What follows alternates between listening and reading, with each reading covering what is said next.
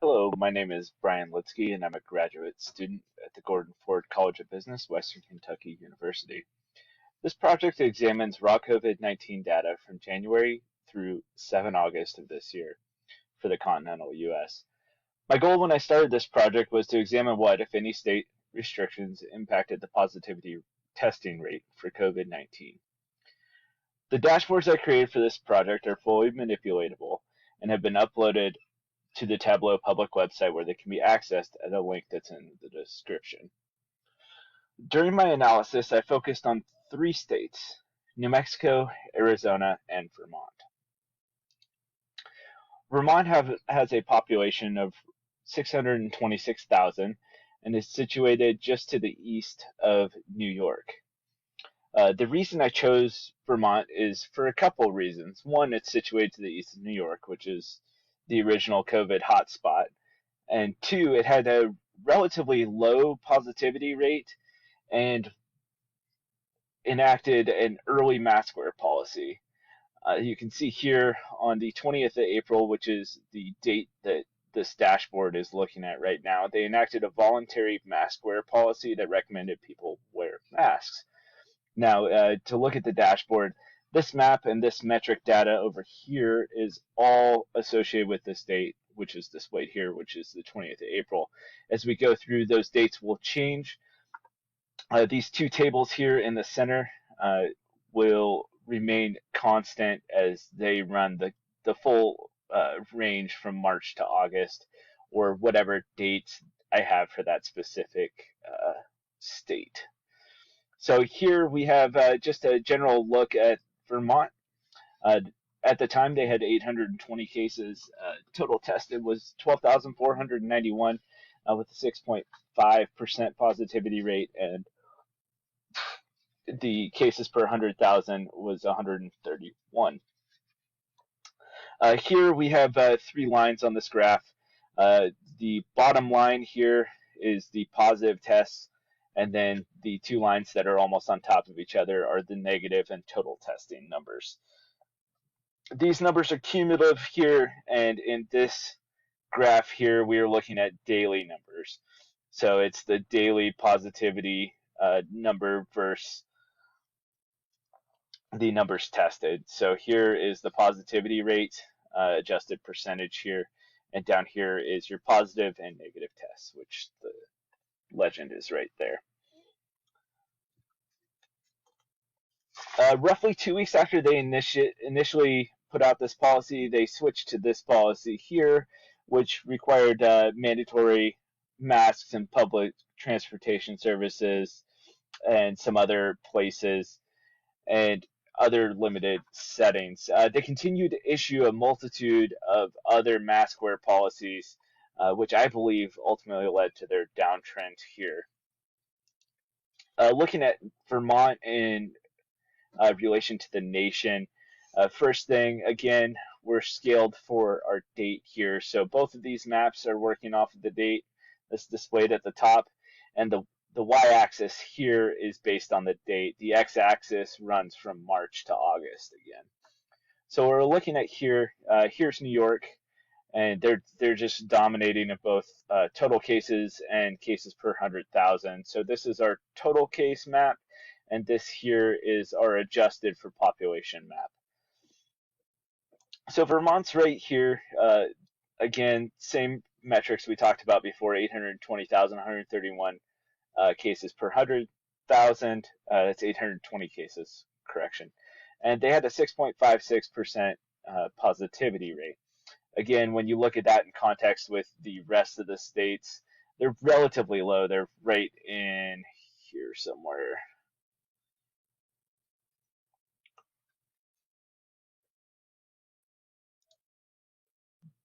A little high there. They're right here. So they're in the bottom third, which is relatively good. Again, this scatter plot shows you the date of the first policy being enacted versus the positivity rate on the given date here. So next we're going to look at another state that enacted a relatively early mask wear policy, and that's New Mexico. You can see here on 5/15 they enacted a policy. requiring individuals to wear masks in public settings. As far as some stats for the state, you're looking at a population of about 2 million situated in the desert southwest. On the date, the 15th of May, they had 5,500 cases, about a total of 120,000 tested, and a 4.6% positivity rate. The other thing to look at is their cases per 100,000 was about 264. So if you look here at the cumulative testing, it's a very similar trend to that of Vermont, with generally low positivity rate and ramping up of testing. So here we are, May 15th. They'd have 114,000 negative tests at this point. You can see right in here, they enacted their mask wear policy, and you can see just the general positivity rate declines here. Again, your negative and positive cases are here. Another thing to note is the number of policies they issued. They issued a lot of policies to try and prevent the spread of COVID.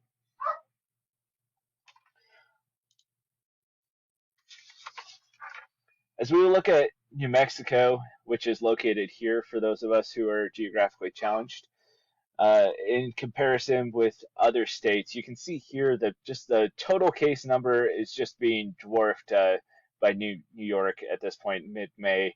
None of the other states are really lighting up. They all kind of look the same. When we come down here to the adjusted per capita, you see New York is still up there with 1,700 cases per 100,000, but then some other of the New England states are starting to light up as well. Here we have New Mexico, 264, and next to it is Arizona. They're at 196. Now, take note of this. They're at 196 cases right now, and a 9% positivity rating, which is a higher positivity, but their case per capita is much lower than New Mexico. And that's just something to keep in mind. And New Mexico is still at that 4.6. They're in the bottom third here, looking and this is our adjusted data. So we're going to look at Arizona a little more in depth here. They have about 6.7 million people, 3 times the size of New Mexico as far as population. Land mass, it's roughly the same. Total cases, and we just jumped 5 weeks into the future to the 18th of June, when Arizona enacted their first and only public mask wear. It's non-mandatory and allows localities to decide how they want to enforce or what policies they want to make up for mask wear. Now, if we look here, they had 43,000 cases. They had a total of 379,000 people tested. The positivity rate went to 11%, and cases per 100,000 to 645. Now, if we look here at the cumulative cases, June 18th is when they enacted their policy. If you just look at that in comparison, they're already on the upward swing. So you go here, both on the cumulative cases and the positivity rate, you can see that it's going up. Another thing to note is that the limited number of actual policies they had enacted down here.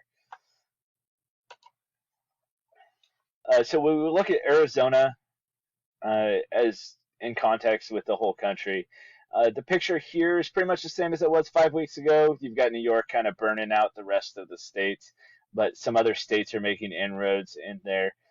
The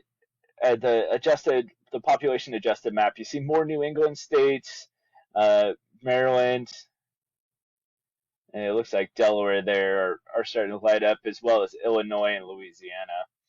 And here we have Arizona at 645.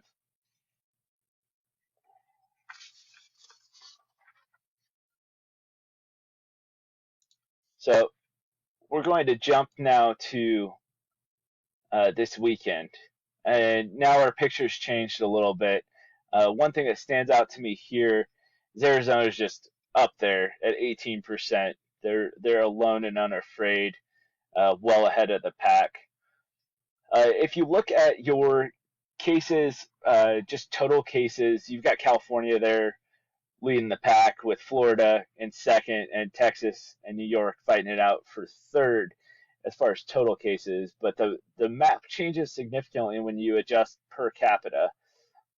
When we look at Arizona, Arizona now has the second highest per capita positive case rate in the U.S., second only to Louisiana, who has 20 more per 100,000. So we've more than quadrupled our caseload here. So we had 45,000, I believe it was, in May. In June, we'll just go here. It was 43,000 in June, and more than quadruple that number of cases here. Again, on these data here, we're looking, now we're at this end. It looks like the curve might be starting to flatten, but they've definitely were behind the power curve when they implemented this 18 June policy. Of note, there's some more actual data over here that you can explore more in depth later if you would like.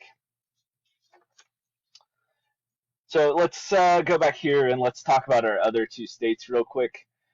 Vermont is just rocking it at 1.43% down here, 231 cases per 100,000 people. So Vermont, there's one of the primary reasons. They're only at 1,400 cases. And New Mexico has done fairly well as well at 3.6% and 1,000 cases per 100,000. So a 1% infection rate of all people in the state of New Mexico.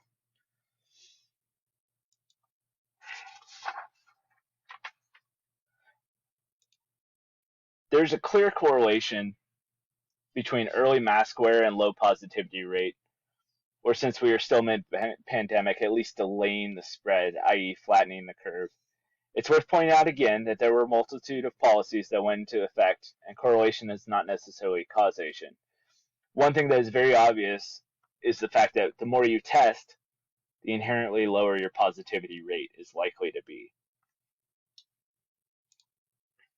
I would like to put a special thanks to the COVID tracking project from the Atlantic, the COVID-19 state policy team at the University of Washington, and Tableau for making both databases publicly available on their site.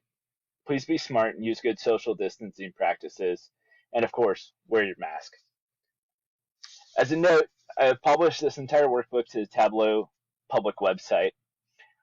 In this video, I only examined 3 states and their correlation with the public mask policy.